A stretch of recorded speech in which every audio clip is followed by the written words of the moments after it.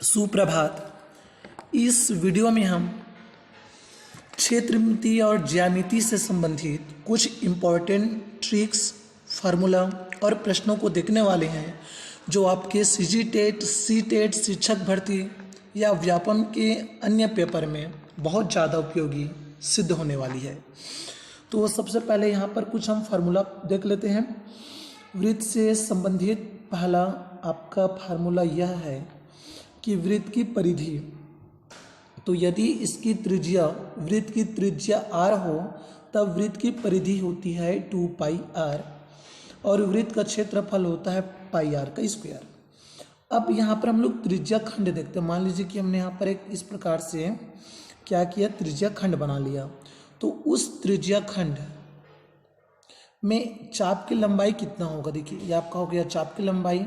तो उसको कैसे निकालेंगे हम चाप की लंबाई को, तो परिधि में सिंपली यहाँ पर जितना एंगल बनेगा, मान लीजिए कि यहाँ पर एंगल बन रहा है थीटा, तो थीटा बटा 360 में मल्टीप्लाई कर देंगे परिधि 2πr को।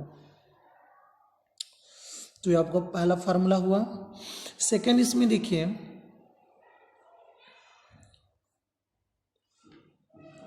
तो नेक्स्ट इसमें देखते हैं त्रिज्या खंड का क्षेत्रफल। अब मान लीजिए कि त्रिज्या खंड का आपको क्षेत्रफल कहा जाए, आपको पूरा इतना क्षेत्रफल को, इस त्रिज्या खंड के क्षेत्रफल को ज्ञात करनी है। तब की स्थिति में हम क्या करते हैं, तो देखिए इस स्थिति में फिर से हम लोग वही अपना फार्मूला ले लेंगे, क्या πr स्क्वायर मतलब क्षेत्रफल का सूत्र, और उसमें पुनः मल्टीप्लाई कर देते हैं थीटा अपान 360 को। तो बहुत ही सिंपल सा यहाँ पर ट्रिक है, तरीका है, आप आसानी से चीज़ों को बना लोगे। एग्जाम में ऐसा पूछा जाए तब की स्थिति में। अगला इसका कॉन्सेप्ट देखते हैं, यह भी बहुत इंपॉर्टेंट है। क्या कि संगत एक वृत्त खंड का क्षेत्रफल। तो यदि वृत्त खंड का क्षेत्रफल कहा जाए, मान लीजिए वृत्त खंड का क्षेत्रफल कैसे होगा, देखते जाइए। पहले मैं पूरा चित्र मिटा देता हूँ। तो हमने यहाँ पर एक वृत्त बना लिया, मान लीजिए कि त्रिज्या खंड बना। अब इस प्रकार से इसे कहा जाता है क्या, वृत्त खंड का क्षेत्रफल। ये आपको वृत्त खंड का क्षेत्रफल कहलाएगा। तो उस स्थिति में संगत त्रिज्या खंड का पूरा क्षेत्रफल लेते हैं और यहाँ पर जो त्रिभुज बना, उस त्रिभुज को भी हम इसमें लेकर चलते हैं। फिर से देख लीजिए, ये आपका वृत्त खंड का क्षेत्रफल होगा। तो हम क्या करेंगे, पूरे त्रिज्या खंड में इस त्रिभुज वाले क्षेत्रफल को घटा देते हैं। तो बहुत ही सिंपल सा यहाँ पर कॉन्सेप्ट है। अब चलिए कुछ यहाँ पर प्रश्नों को देखते हैं। तो जैसे यहाँ पे देखते जाइएगा, मान लीजिए कि हमने यहाँ पर एक वृत्त को लिया, वृत्त का त्रिज्या यहाँ पर है 7 सेंटीमीटर। यहाँ पर एक त्रिज्या खंड दी गई है, क्योंकि आजकल त्रिज्या खंड को बहुत पूछा जा रहा है। और यहाँ पर हम लोग एंगल ले लेते हैं 60 डिग्री, 60 अंश। तो आपको यहाँ पर कहा जाएगा त्रिज्या खंड का क्षेत्रफल। अब देखिए यदि हम यहाँ पर त्रिज्या खंड का क्षेत्रफल निकालें तब की स्थिति में क्या आएगा, त्रिज्या खंड का क्षेत्रफल। तो सूत्र इसका रहता है थीटा अपान 360, उसके पश्चात πr का स्क्वायर। ये आपका ऐसा होता है। अब मान लीजिए कि हमने यहाँ पर त्रिज्या लेकर चला था 7 सेंटीमीटर, उसके पश्चात यहाँ पर एंगल आया था 60 अंश। अब मान को पुट करेंगे सूत्र में, तो क्या जाएगा, थीटा अपान 360 यानी 60 बटा 360, उसके पश्चात पाई यानी 3.14, तो उसको भी हमने यहाँ पे रखा 3.14 करके यहाँ पे, उसके पश्चात r का स्क्वायर। तो ये आपका जाएगा 7 का स्क्वायर, त्रिज्या 7 है तो 7 गुणा 7 करके। या फिर आप यहाँ पे देखिए, इसको आप चाहें तो चेंज भी कर सकते हैं। क्या चेंज कर सकते हैं हम, इसको चाहें तो हम सीधा 22/7 करके भी लिख सकते हैं, क्योंकि यहाँ से 7 जो है वो कटने वाली है। ओके, तो एक 7 यहाँ से कट गया और कुछ भी जैसे कटेगा उसको कटा लेते हैं। यहाँ से 0 काटा, 6 कम 6, 6 6 36 से भी आ गया कटने के बाद। तो बचा क्या, 22 सत्ते 154, 154/6। देख लीजिए इसको हल करके, तो आपका त्रिज्या खंड का क्षेत्रफल प्राप्त हो जाएगा। तो इसी प्रकार से हम क्या कर सकते हैं, त्रिज्या खंड का लंबाई भी निकाल सकते हैं सूत्र से, थीटा अपान 360 2πr। चलिए कुछ और क्वेश्चन को देखें। तो अगला प्रश्न देखिए क्या कहा जा रहा है। यहाँ पर त्रिज्या का मान दिया हुआ है 4 सेंटीमीटर और एंगल दिया 30 डिग्री। तो आपको यहाँ पर दीर्घ त्रिज्या खंड का क्षेत्रफल निकालना है, साथ में नॉर्मली त्रिज्या खंड का क्षेत्रफल भी निकालना है। वैसे सीजी टेट माध्यमिक स्तर में केवल त्रिज्या खंड का क्षेत्रफल या त्रिज्या खंड की लंबाई या परिधि ज़्यादा पूछी जाती है। तो आपको सिंपल कॉन्सेप्ट है, सूत्र ले लेना है थीटा पान 360 पाई आर के स्क्वायर, मान को रख देना है, जैसा पाई का मान 3.14 होता है। उसके पश्चात और हम लोग यहाँ पे मान को रखेंगे आर का, तो इसका सीधा उत्तर हमें प्राप्त हो जाएगा। अब देखिए नेक्स्ट प्रश्न में यहाँ पे जो एग्जाम्पल 3 है वहाँ पर क्या कहा जा रहा है, वृत्त खंड का क्षेत्रफल कहा जा रहा है। ध्यान दीजिए, तो वृत्त खंड का क्षेत्रफल हम कैसे निकालते हैं, त्रिज्या खंड का क्षेत्रफल में यहाँ पे जो त्रिभुज है उस त्रिभुज के क्षेत्रफल को हम घटा देते हैं। तो ये भी बहुत ही सिंपल सा कॉन्सेप्ट है, आप बहुत ही आसानी से ऐसे सवालों को बना लोगे। तो अब हम यहाँ पर अलग अलग आकृतियों के पृष्ठीय क्षेत्रफल और आयतन को देखने वाले हैं। तो आप सब लोगों को पता ही होगा आकृतियों का नाम, फिर भी मैं एक बार इसको रिपीट कर दे रहा हूँ। तो ओके, समय भी देख लेते हैं, ठीक है, चलिए देखते जाइए। सबसे पहली आकृति यहाँ पर घनाभ है, देखिए। अगली आकृति शंकु, बेलन और गोला। तो सबसे पहले देखते जाते हैं सभी आकृतियों के बारे में। घनाभ जो है इनमें 3 भुजा पाई जाती है। तो पहला हम लोग घनाभ के बारे में ही देख लेंगे।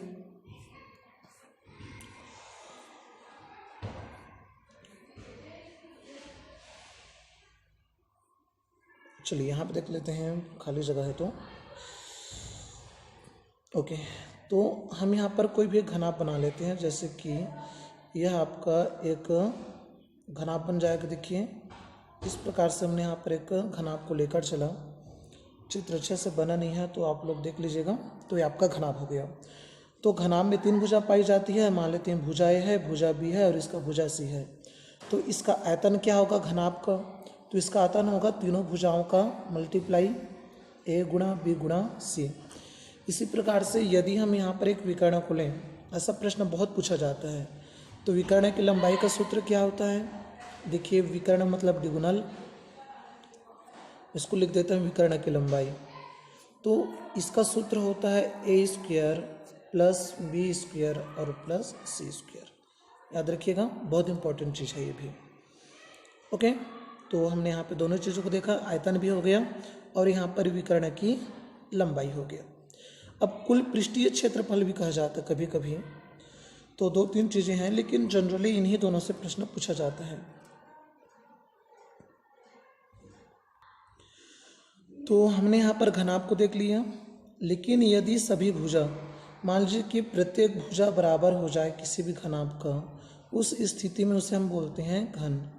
ठीक है, तो देखिए उस स्थिति में उस आकृति को क्या कहा जाएगा, यहाँ पर घन कहा जाएगा। तब घन का आयतन क्या हो जाएगा, तो घन का आयतन होगा ए क्यू। उसके पश्चात यहाँ पर इसका विकर्ण की लंबाई, यहाँ पर विकर्ण की लंबाई आ जाएगा, मैं लिख देता हूँ विकर्ण करके। तो ये आपका आ जाएगा ए स्क्वायर बी स्क्वायर सी स्क्वायर मतलब 3 ए स्क्वायर इक्वल √3a। अब देखिए एग्जाम में प्रश्न क्या पूछा जाता है। एक कमरा है, मान लीजिए कि हमने कमरा लिया, उस कमरे का लंबाई दे दिया जाएगा, जितना वैल्यू उतना पूरा वैल्यू दे दिया जाएगा। मान लीजिए कि कमरा जो है 3 मीटर 4 मीटर और ये 5 मीटर का है। एक कमरा कितना कितना है, 3 मान लेते हैं, 3 मीटर 4 मीटर और 5 मीटर। अब कहा जाएगा कि उस कमरे में एक बांस रखना है, तो उस बांस की अधिकतम लंबाई ज्ञात कीजिए। तो यदि सीधा रखेंगे तो ज़्यादा लंबा तो हो नहीं पाएगा, तो हमें उसको तिरछा ही रखना होगा। तो उसके लिए विकर्ण की लंबाई का सूत्र लेकर चलते हैं, ए स्क्वायर बी स्क्वायर सी स्क्वायर। तो ये आ जाएगा 3 स्क्वायर प्लस 4 स्क्वायर और प्लस 5 स्क्वायर। देखिए तो कितना आ जाएगा, सबको हल करने पर 9 16 और 25। तो आप इसको और आगे सॉल्व कर लीजिएगा तो हमें इसका उत्तर प्राप्त हो जाएगा।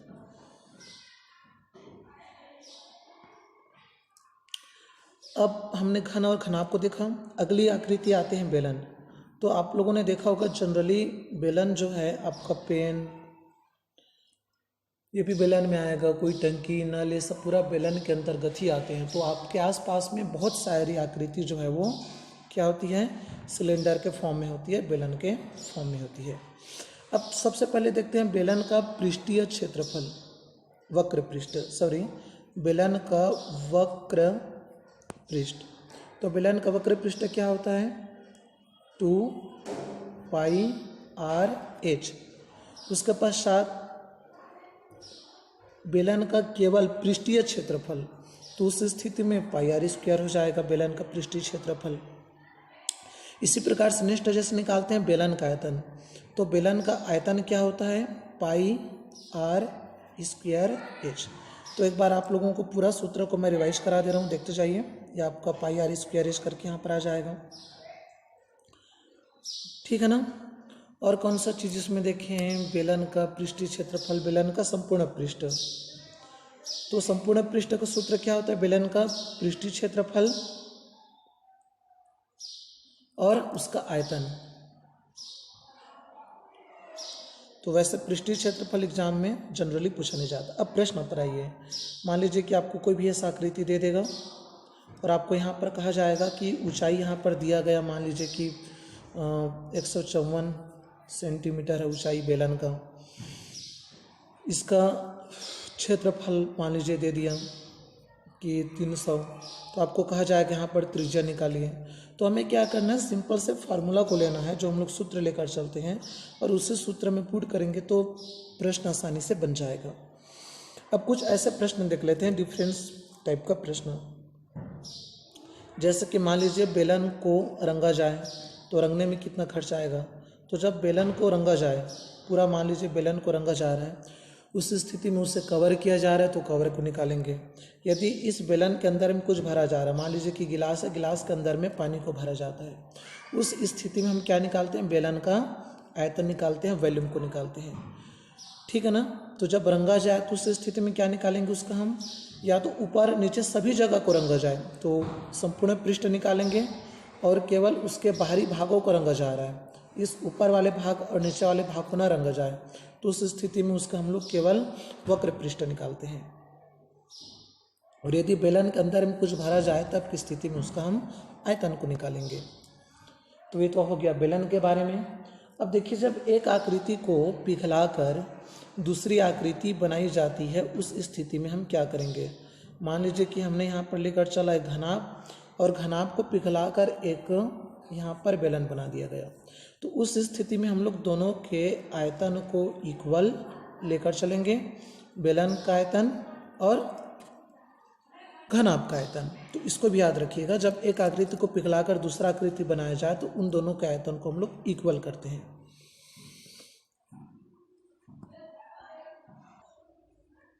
बेलन के बाद अगली आकृति हम लोग देख लेते हैं, शंकु। तो शंकु आप लोगों ने देखा होगा, जैसे समोसा, कोई कहीं पे ऐसा तिरपाल छाया जाता है, टोपी होता है, यह सब शंकु ही होता है। अब शंकु का ये त्रिज्या हो जाएगा नीचे वाला पॉइंट, इसको हम लोग इसका ऊंचाई कहेंगे, और जो बच गया वह कहलाता है इसका तिर्यक ऊंचाई L। ओके, तो ध्यान से देखते जाइए, त्रिज्या R, क्या देखा हमने यहाँ पे, त्रिज्या R, तिर्यक ऊंचाई L और केवल ऊंचाई H, ठीक है ना। तो सबसे पहले देखते हैं शंकु का पार्श्व पृष्ठ जो होता है। तो शंकु के पार्श्व पृष्ठ का सूत्र क्या होगा, तो इसका सूत्र होता है πr/l। इसी प्रकार से तिर्यक ऊंचाई का सूत्र क्या होगा, L का। तो हम सिंपली पाइथागोरस प्रमेय यूज कर लेंगे यहाँ पे, h² प्लस यहाँ पे आपका आ जाएगा r का स्क्वायर। उसी प्रकार से बेलन का शंकु का आयतन क्या होता है, तो ये होता है 1/3 πr²h। तो ये आपका आ गया उसका पार्श्व पृष्ठ का सूत्र, शंकु का तिर्यक ऊंचाई वर्गमूल h² प्लस r², और शंकु का आयतन 1/3 πr²h। तो ये बेसिक 3 फार्मूला होता है जो बहुत काम का चीज़ है। अब एग्जाम में प्रश्न कैसे पूछा जाता है, हम इस पर आते हैं। तो हमने यहाँ पर एक शंकु बना लिया, ये आपका एक शंकु हो गया, ठीक है ना। तिर्यक ऊंचाई L, त्रिज्या R और ऊंचाई H। देखिए प्रश्न कैसे पूछा जाता है। कोई एक शंकुनुमा पात्र है, मान लीजिए कोई भी एक शंकुनुमा पात्र है और उसके अंदर में कुछ पदार्थ को भरा जा रहा है। ऐसा एक शंकुनुमा पात्र हो गया, इसके अंदर में हम लोग इस प्रकार से पानी वगैरह को भर रहे हैं। तो जब किसी भी आकृति के अंदर में किसी चीज़ को भरी जाती है, उस स्थिति में उसका आयतन निकालेंगे। अब मान लीजिए कि हम लोग टोपी बना रहे हैं, तो टोपी बनाने के लिए कितना कागज़ लगेगा, या फिर कहीं पे आपको तिरपाल छाना है, ऐसा समझते हो ना, कहीं पे क्या बोलते हैं, तंबू छाना है, तो तंबू छाने के लिए कितना आपको यहाँ पर मटेरियल लगेगा। तो इस प्रकार के प्रश्न में हम इसका वक्र पृष्ठ मतलब पार्श्व पृष्ठ का सूत्र लेंगे पाई आर एल का। तो इसको भी आपको ध्यान देना है। जब आकृति के अंदर में भरा जा रहा है तो आयतन निकालेंगे हम 1/3 पाई आर स्क्वायर एच शंकु का। और जब कोई तिरपाल बनाया जा रहा है उस स्थिति में हम क्या करेंगे, उसका पार्श्व पृष्ठ ले लेंगे पाई आर एल। तो ये दो कॉन्सेप्ट हो गया। उसके पश्चात जब एक आकृति को पिघलाकर दूसरा आकृति बनाया जाए, फिर से वही चीज़ कि मान लीजिए शंकु को हमने पिघलाकर एक बेलन बना लिया। देखिए तब की स्थिति में हम क्या करेंगे, दोनों के आयतन को बराबर लेकर चलेंगे। तो वैसा क्वेश्चन भी एग्जाम में पूछा जा सकता है। तो चलिए अगली आकृति यहाँ पर देख लेते हैं हम गोला के बारे में। अब देखिए चलिए गोला में क्या होता है, गोले की त्रिज्या यहाँ पर ले लेते हैं आर। तो गोले का पृष्ठीय क्षेत्रफल, देखिए गोले का पृष्ठीय क्षेत्रफल क्या होता है, एरिया जो है, तो एरिया का यहाँ पे सूत्र होता है 4 पाई आर का स्क्वायर। ठीक है, उसी प्रकार से गोले का आयतन होता है 4/3 पाई आर स्क्वायर, पाई आर क्यों। ओके, तो क्षेत्रफल 4 पाई आर स्क्वायर और इसका आयतन आ जाएगा 4/3 पाई आर का क्यूब। अब यहाँ भी हम कुछ क्वेश्चन को देखते हैं। तो यहाँ पर ये होगा कि एक गोला हमने लिया, गोले की त्रिज्या है 7 सेंटीमीटर। अब उस गोले को पिघलाकर छोटी छोटी गोलियाँ बनाई गई, तो उस गोले की त्रिज्या निकालिए। तो कुछ नहीं है, सिंपल सा चीज़ है, हमें क्या करना है, यहाँ पर गोले का आयतन को लेना है और छोटी छोटी गोलियों का आयतन को लेना है।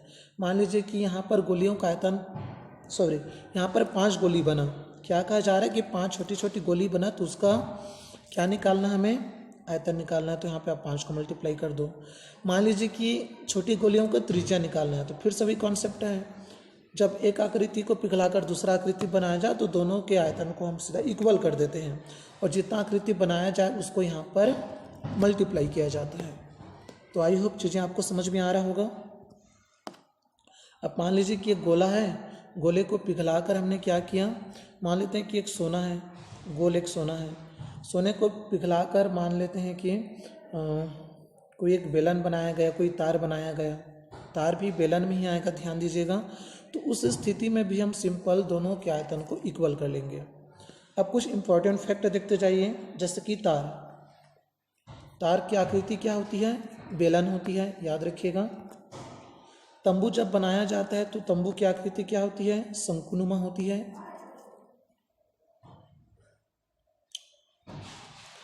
कमरे की आकृति क्या होती है, जब कोई भी कमरा बनाया जाता है तो उस स्थिति में उसकी आकृति होती है घनाभ। यदि कमरे की सभी भुजा इक्वल है तब की स्थिति में वो आपका घन हो जाएगा। तो इस वीडियो में हमने घन, घनाभ, इन सभी आकृतियों के बारे में देखा, घन, घनाभ, शंकु, गोला, बेलन। आई होप वीडियो आपको समझ में आया होगा।